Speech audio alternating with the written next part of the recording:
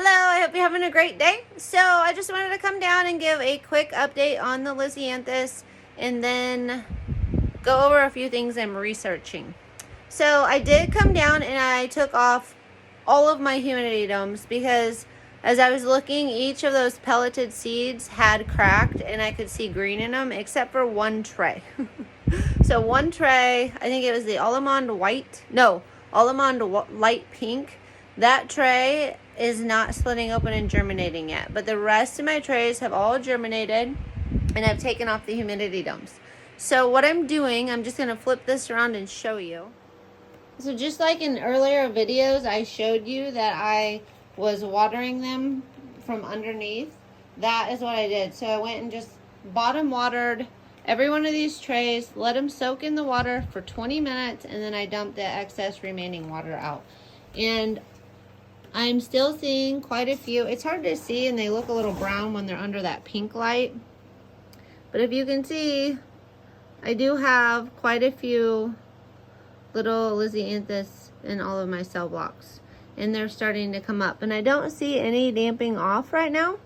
I'm still just see like here, this one's hard to see, but right there, that is one popping up through the pellet. So they're still popping up even though I took the humidity dome off. There's an actual plant right there. So I think I have successful germination in my trays. And even like this tray, which is soaked because this is where all the water runs out, that little Lisianthus still hasn't dampened off or anything and it's looking pretty good. So that is what I'm doing. And then another thing that I did do today is I did just go through with my mister bottle and I just went like this to all of them and just real fast and just enough to put some moisture on there, because I will show you, I got a fact sheet on the Lisianthus and I've done this 2 times today. I mean, it is like not hardly any water. And if any trays look really super dry, like these don't, these look plenty wet. But if anything looks really dry, like this tray might look a little dry. See that? See how that side of this tray is dry?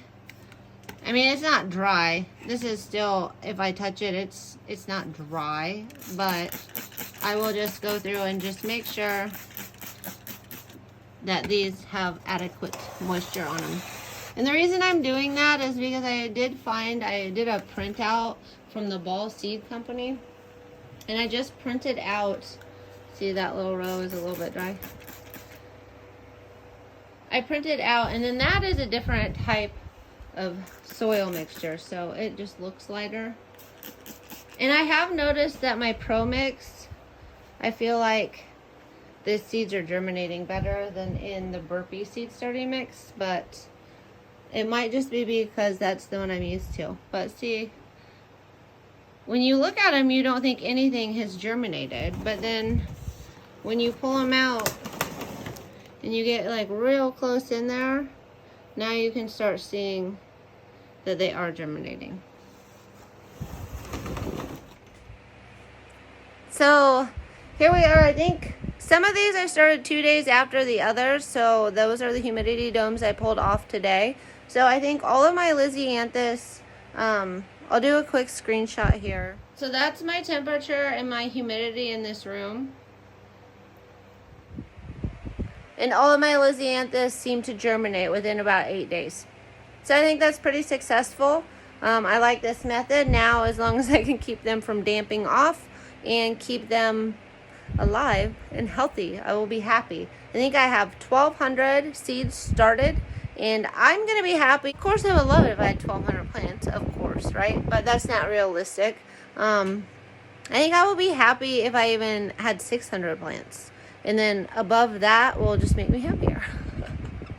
So we'll see when it comes time to plant these in the ground how many I actually get. Now I'm going to run upstairs and I'm going to go over, I've been doing a lot of research on fertilizing, and I found an interesting document.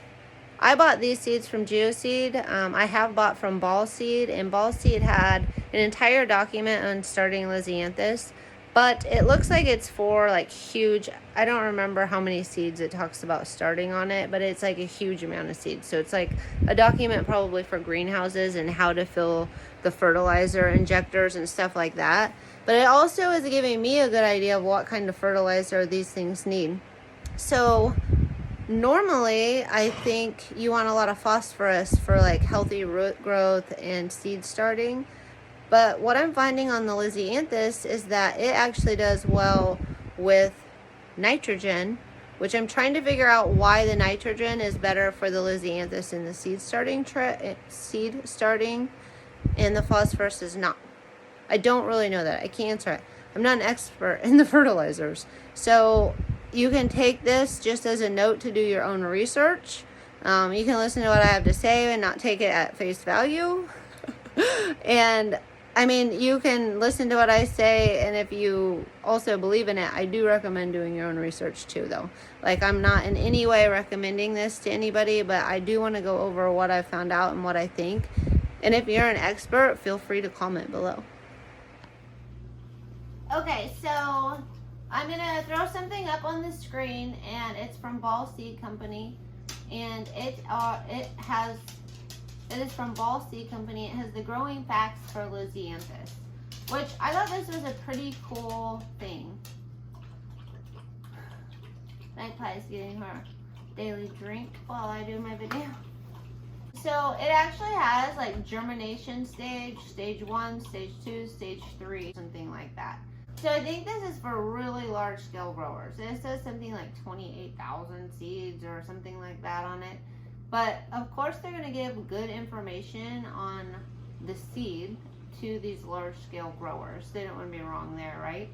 So I think that this is a great document. I'm going to link it down below in my description, and then you can look it over. So one thing, when I was reading this, I got to this fertilizer section, and it says apply fertilizer at rate 1 less than 100 ppm in less than 0.7 mscmec from nitrate form fertilizers with low phosphorus.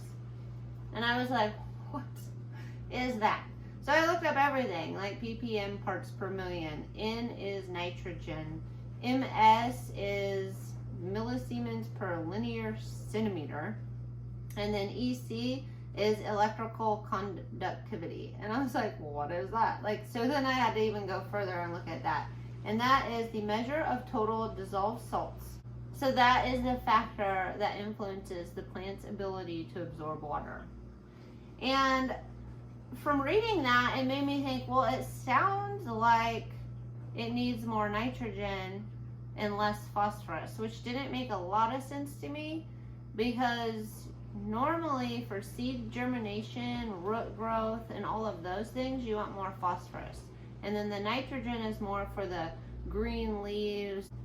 So I've been doing a lot of research on it, and I don't know, this is what the grower facts, like this is what it needs. And it tells you in each stage how much of each of those things it needs. So last year I used the Alaska fish fertilizer, and like that stuff smelled up my basement so bad, which is fine, but we also kind of have a fun room in our basement where we play ping pong with friends or cards and stuff like that. So when my basement just smells horrible, that's not a good thing. So I've been researching to find the best fertilizer for Lisianthus. So what I'm used to is fertilizer that says like 10 10 10, 20 20 20, 10 30 10, and each of those stand for something. So that's 10 20 30. Let's just say that so they're all different. So the first number, the 10, is for how much nitrogen is in the fertilizer mix, and the second one is how much phosphorus is in the fertilizer mix, and the third one is how much potassium is in the fertilizer mix. And so what those numbers represent is what percentage of that formula is nitrogen. So if it's a 10, it's a 10% by weight nitrogen. So all of those numbers mean something in the formula. So normally I would think when I'm seed starting, a good one would have a lot of phosphorus in it, right? But for some reason this the way I'm reading the Lisianthus sheet is that you do want more nitrogen. And that Alaska fish fertilizer is a 511, which means it has more nitrogen in it. And the main thing that makes me think that is it says from nitrate form fertilizers with low phosphorus. That's the very last line on the stage 2.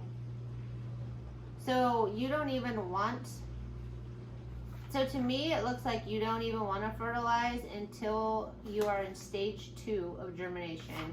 So you have germination, and then you have stage 1, and then you have stage 2.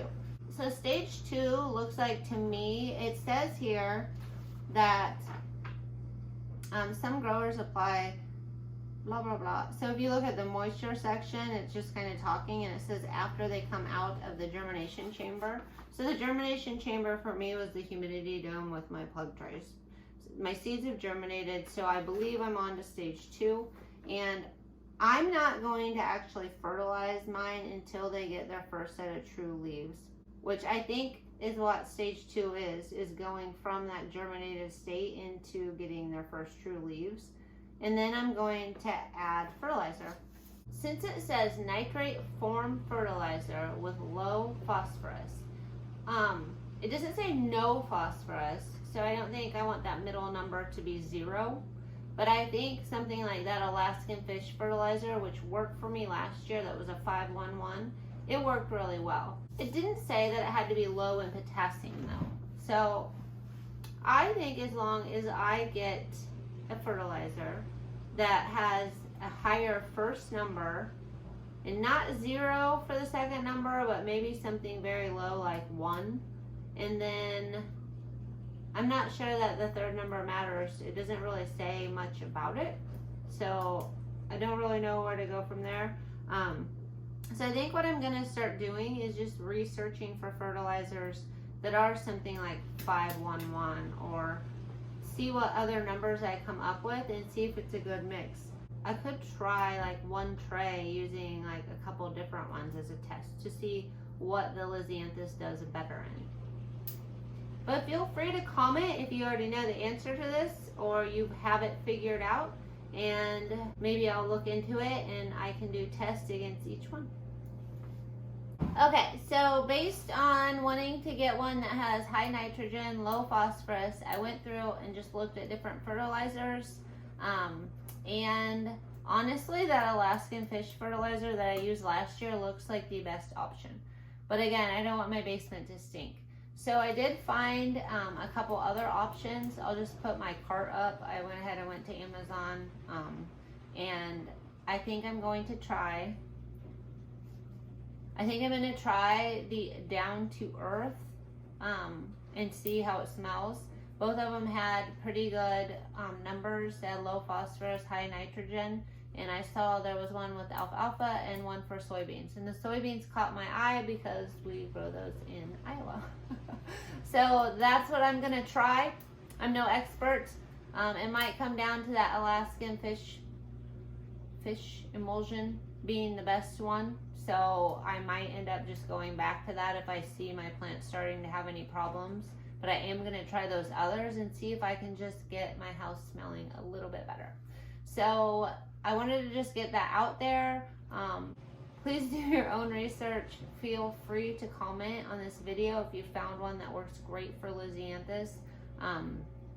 Lisianthus does appear to be a little different than other seeds and plants when you're starting them. So that's why I'm going this route, and it's mainly based on the research I've done for Lisianthus. I hope that helps anybody at least like maybe want to research it or dig into the realm of what should be feeding these plants after they get their first true leaves. And I hope you all have a great day.